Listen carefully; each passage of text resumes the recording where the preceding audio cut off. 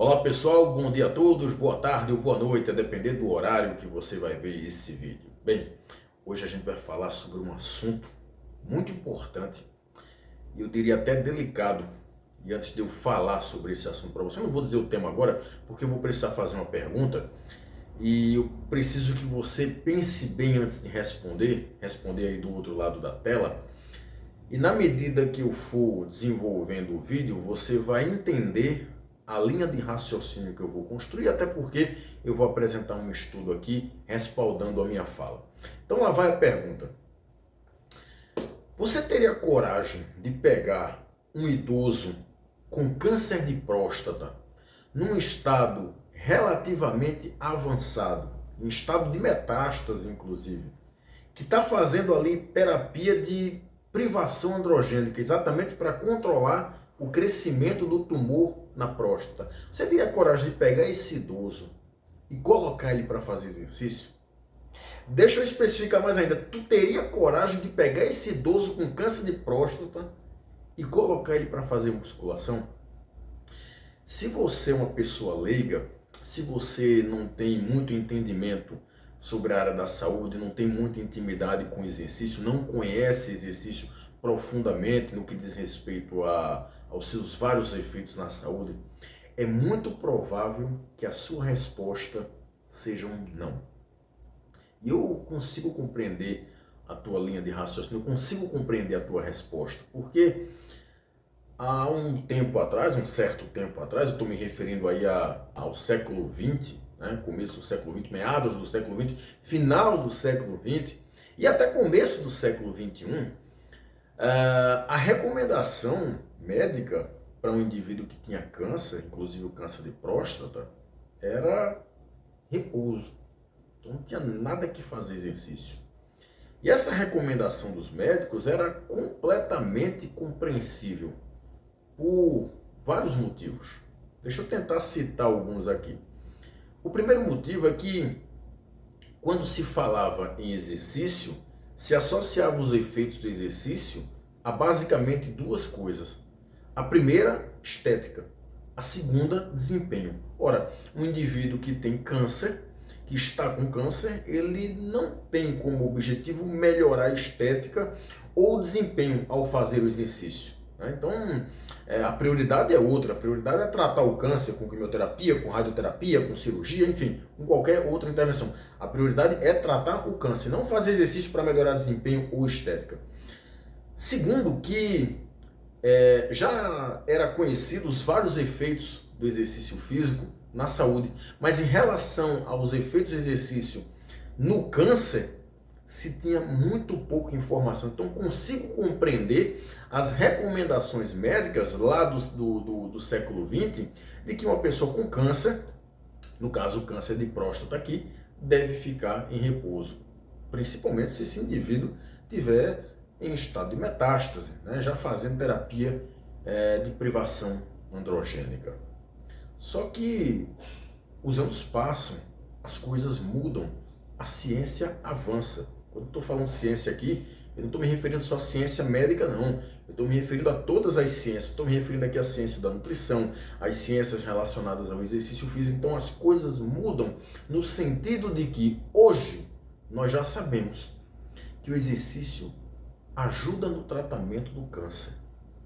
Aqui o foco é o câncer de próstata. Na verdade, quando a gente fala em exercício e câncer, o exercício atua em três contextos. Presta atenção para você gravar isso. Essa frase, essa parte do vídeo, ela é tão importante que eu vou repetir, porque é interessante e é importante que você entenda isso. Vamos lá. Quando nós falamos em exercício e câncer, o exercício atua em três contextos. O exercício previne o câncer. Pessoas que fazem exercício físico têm menos chances de ter câncer. O segundo contexto aqui, o exercício físico ajuda no tratamento do câncer. E não confunda aqui o tratamento com cura. Eu não estou dizendo que o exercício cura o câncer, porque isso não acontece. A cura do câncer, em alguns casos, vai vir, ou na maioria dos casos, né? Vai vir com a quimioterapia, com a radioterapia, com cirurgia, mas não com exercício. Quando eu digo que o exercício ajuda no tratamento do câncer, significa que o exercício ajuda a reduzir a velocidade de crescimento do tumor, melhora a qualidade de vida do paciente, melhora o quadro geral de saúde, o quadro clínico geral de saúde, ou seja, ele ajuda no tratamento do câncer. E o terceiro contexto, o exercício físico ajuda a recuperar indivíduos que se curaram do câncer. Ou seja, o exercício físico ajuda na recuperação do câncer. E isso é importante, essa questão da recuperação, porque isso faz com que o indivíduo retorne às suas atividades da vida diária, às suas atividades laborais, mais rápido. Eu vou acrescentar aqui um quarto contexto. O exercício físico reduz as chances de recidiva do câncer. Principalmente quando nós falamos no câncer de mama e no câncer de intestino. Eu estou falando desses dois porque são os dois tipos de cânceres que eu já tive contato com estudos científicos. Eu não sei dizer para você com certeza, porque eu nunca li nada sobre isso, se o exercício diminui a chance de recidiva de câncer de próstata. Eu não sei te dizer ao certo em relação a isso, mas para câncer de mama e câncer de intestino, isso acontece. Portanto, o exercício atua na prevenção, no tratamento, na recuperação e diminui a chance de recidiva. Quer que eu repita? Vamos lá, vou repetir. Quando nós falamos em exercício físico e câncer, o exercício atua em quatro contextos. O exercício previne, o exercício trata, o exercício recupera e o exercício diminui a chance de recidiva. Por isso, é extremamente importante que indivíduos com câncer, vamos focar aqui no câncer de próstata, façam exercício físico. Aqui eu vou dar destaque à musculação porque o estudo que eu vou mostrar para vocês investigou os efeitos da musculação em idosos que tinham câncer de próstata em estágio avançado, localmente avançado, em estado de metástase e que faziam uso da terapia de privação androgênica. E sobre essa terapia de privação androgênica, eu estou querendo falar o nome reposição, mas é privação androgênica. Ela é um tipo de terapia em que ela reduz vertiginosamente os hormônios androgênicos. Por quê? Porque esses hormônios, eles contribuem para o crescimento do câncer de próstata. Então, quando você faz uma terapia dessa, você reduz vertiginosamente os hormônios androgênicos, dentre eles a testosterona, e aí você consegue controlar mais efetivamente o crescimento do câncer de próstata. Só que aí tem um problema. A terapia de privação androgênica, não câncer de próstata, mas a terapia de privação androgênica, ela causa alguns efeitos colaterais nos idosos. Na pessoa que tem câncer de próstata, né? É porque geralmente são idosos. Ela causa redução da força muscular, redução da massa muscular e aumento na quantidade de gordura corporal, na massa gorda. Dentre outros efeitos, né? Uma certa fadiga crônica, enfim. Nesse sentido, utilizar o exercício físico, e aqui eu vou dar o foco para a musculação, utilizar a musculação é extremamente importante para esses pacientes, porque você consegue reverter, pelo menos em parte, essas perdas na força muscular, na massa muscular, esse ganho de gordura, né? Melhorando o quadro clínico geral e, por último, a qualidade de vida, inclusive a sobrevida desses pacientes idosos com câncer de próstata. Vamos lá para o estudo? E aí, o estudo que eu trago para você hoje, ele foi publicado por pesquisadores holandeses e dinamarqueses no ano de 2023. Esse estudo ele foi publicado na Medicine Science in Sport and Exercises. Vou colocar o estudo aqui para você ver. E aí, o que foi que esses pesquisadores fizeram? Eles pegaram 96 pacientes idosos com câncer de próstata e que estavam fazendo a terapia de privação androgênica. E aí eles dividiram esses 96 idosos com câncer de próstata em 3 grupos. Um grupo fazia musculação e suplementava proteína, fazia suplementação de whey protein. O outro grupo fazia musculação e suplementava placebo, tomava um suplemento lá que não fazia efeito nenhum, que não era whey protein. E o outro grupo era o grupo controle, que não fazia nada. Antes de eu prosseguir, tem um grupo lá que é o primeiro grupo, que é o grupo da musculação mais suplementação proteica. Por que esses pesquisadores suplementaram proteína nesses idosos com câncer de próstata? Porque a literatura mostra consistentemente que a suplementação proteica ajuda no ganho de massa muscular. De força também, mas principalmente no ganho de massa muscular, porque a proteína é um macronutriente importante para o crescimento muscular, para o anabolismo muscular. Será que isso funcionou para esses idosos com câncer de próstata, que estavam em terapia de privação androgênica? Porque eles estavam em terapia de privação androgênica, ou seja, privaram esses idosos de hormônios androgênicos. Ou seja, limitou-se o efeito anabólico, limitou-se o anabolismo desses idosos. Então, será que se a gente der 2 estímulos anabólicos, tipo treinamento resistido na musculação e suplementação proteica, vai ter um efeito mais pronunciado em termos de ganho de massa muscular? O que é que vai acontecer com o resultado desses estudos?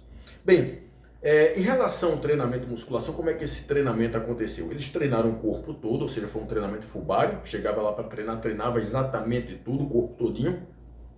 O treinamento era progressivo, ou seja, eles começaram fazendo mais repetições, com menos carga, e na medida que as semanas iam passando, os pesquisadores iam reduzindo o número de repetições e aumentando a carga. Portanto, o treinamento foi progressivo e foi supervisionado por profissionais qualificados na área do exercício físico.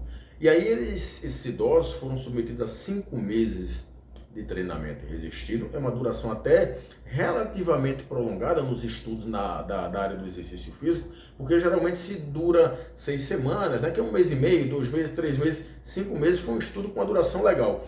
Eles faziam 1 hora por sessão de treinamento, 2 vezes por semana, apenas 2 vezes por semana, e o protocolo de treinamento consiste em fazer 3 a 4 séries de 10 repetições, com 1 minuto e meio a 3 minutos de intervalo. Você pode perguntar por que intervalos tão relativamente prolongados? É porque, como eles tinham câncer de próstata localmente avançado, em estado de metástase e estavam em terapia de privação androgênica, eles tinham uma fadiga crônica. Então, para não deixar esses indivíduos mais fadigados, colocou-se um intervalo relativamente prolongado aí de 1 minuto e meio a 3 minutos de intervalo entre as séries.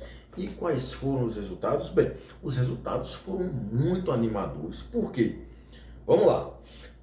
Os idosos que tinham câncer de próstata e fizeram musculação, tanto o grupo que fez musculação e suplementou whey protein, quanto o grupo que fez musculação e suplementou placebo, né, tomou placebo, eles melhoraram a massa magra total, a massa magra apendicular, ou seja, a massa magra dos braços e das pernas. Eles reduziram o percentual de gordura e também reduziram a massa gorda, ou seja, no final das contas melhoraram a composição corporal. Eles aumentaram significativamente a massa magra, a massa muscular do quadríceps, ou seja, houve hipertrofia muscular, e aumentaram a força dos membros superiores de forma significativa. Quanto à capacidade cardiorrespiratória, alguns mantiveram sua capacidade cardiorrespiratória e os que reduziram muito pouco. Aí vamos lá. Tá, eles melhoraram massa magra, reduziram gordura corporal, aumentaram massa muscular. E o que é que aconteceu com o grupo controle, que não fez nada, só fez o tratamento usual do câncer de próstata? Eles perderam tudo. Ou melhor, eles pioraram todos esses parâmetros, ou seja, eles perderam massa magra, tanto total quanto apendicular, eles aumentaram o percentual de gordura, reduziram massa muscular do quadríceps. Se reduzir a massa muscular do quadríceps, você consegue extrapolar até para outros músculos também, provavelmente perderam massa muscular em outros músculos, e reduziram a força muscular dos membros superiores. Quanto à aptidão cardiorrespiratória, lembra que o pessoal do grupo da musculação mais suplementação proteica e o grupo da musculação mais placebo, alguns mantiveram, enquanto outros reduziram, mas reduziram pouco. O grupo controle reduziu bem mais a aptidão cardiorrespiratória, ou seja, o grupo que não fez nada, que fez o tratamento usual do câncer de próstata, piorou em todos esses parâmetros. E um ponto importante é que, quando se comparou o grupo que fez musculação e tomou suplementação proteica e o grupo que fez musculação e tomou placebo, as melhoras não foram só significativas, elas foram semelhantes. ou seja, os ganhos de massa magra, de massa muscular do quadríceps e perda de gordura corporal foram semelhantes entre esses dois grupos. Eles melhoraram de forma muito parecida, o que mostra que a suplementação proteica, nesse caso específico, foi desnecessária. Portanto, eu posso dizer para você, baseado nesse estudo, que a suplementação proteica que ela não potencializou os efeitos anabólicos do treinamento resistido. Ela não melhorou mais a força muscular, nem a massa muscular, nem a massa magra. A suplementação proteica que ela foi desnecessária. Os efeitos que você observou aqui foram basicamente provenientes do treinamento resistido, da musculação. Então vamos lá. Vamos responder agora a pergunta que eu fiz lá no começo do vídeo. Você teria coragem de colocar um idoso com câncer de próstata localmente avançado, em estado de metástase, que está fazendo uso de terapia de privação androgênica para fazer musculação? A resposta é sim. Baseado em todas as informações que eu te passei nesse vídeo, idoso, ou melhor, pessoas que têm câncer podem fazer exercício físico. Especificando aqui para o tema do vídeo, que foi sobre exercício, sobre musculação e câncer de próstata, idosos com câncer de próstata podem e devem fazer musculação. Por quê? Porque hoje nós já sabemos que a musculação ela causa uma série de efeitos em indivíduos que têm câncer. Ela melhora o quadro clínico geral do paciente, reduz a velocidade de crescimento do tumor, melhora o estado de fadiga, que é muito característico em pessoas que têm câncer, devido à quimioterapia, radioterapia, até a terapia de privação androgênica. Você tem uma melhora significativa do quadro clínico geral, você melhora a força muscular, principalmente quando você faz musculação. Você melhora a massa muscular especificamente quando você faz musculação ou treinamento combinado. Você melhora a capacidade cardiorrespiratória. No final das contas, você melhora a qualidade de vida desse indivíduo. Você melhora, inclusive, a sobrevida dele. Então, indivíduos com câncer não só podem, eles devem fazer exercício físico. Então, da próxima vez que você pensar em afirmar que o indivíduo com câncer ele deve permanecer em repouso, repense a sua afirmação, repense as suas crenças. Hoje, a ciência já sabe, de forma muito consistente, que o exercício previne, trata, recupera e diminui a chance de recidiva ocasionada pelo câncer. Ok? Eu espero ter contribuído. Um abraço a todos. Até mais.